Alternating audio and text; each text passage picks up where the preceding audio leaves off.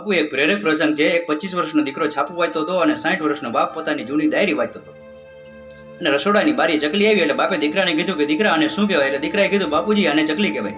બીજી વખત બાપે પૂછ્યું એટલે દીકરાએ કીધું કે આને ચકલી કહેવાય. ત્રીજી વખત બાપે એનો જ સવાલ કર્યો એટલે દીકરાએ કીધું બાપુજી આને ચકલી કહેવાય. અને ચોથી વખત બાપુજીએ પૂછ્યું કે દીકરા આને શું કહેવાય? એટલે ત્યારે દીકરો ગરમ થઈ ગયો અને કીધું કે આને ગુજરાતીમાં ચકલી કહેવાય, હિન્દીમાં ગોરૈયા કહેવાય અને અંગ્રેજીમાં સ્પેરો કહેવાય. આવું કેમ વારે ઘડીએ પૂછું છું? અને ત્યારે બાપે કીધું આ તો હું મારી જૂની ડાયરી વાંચતો હતો અને એમાં લખેલું છે કે તું જ્યારે 4 વર્ષનો હતો અને ત્યારે તે આવી જ ચકલી જોઈ અને મને 16 વખત પૂછ્યું હતું કે બાપુજી આને શું કહેવાય, બાપુજી આને શું કહેવાય, બાપુજી આને શું કહેવાય. એટલે મેં 16 વખત કીધું હતું કે આને ચકલી કહેવાય, આને ચકલી કહેવાય, આને ચકલી કહેવાય. પરંતુ હું એકેય વખત ગરમ નહોતો થયો. 16 વખત તારા પ્રશ્નનો જવાબ આપ્યો હતો. અને આટલું સાંભળીને દીકરો દળદળ આંસુડે રોઈ પડે છે. એટલે બાપુ કેવું પડે કે છોરું કછોરું થાય પણ માવતર કમાવતર ન થાય. આ પ્રસંગ જેને સમજાય એને વંદન. આપનો દિવસ શુભ રહે. મહાદેવ હર.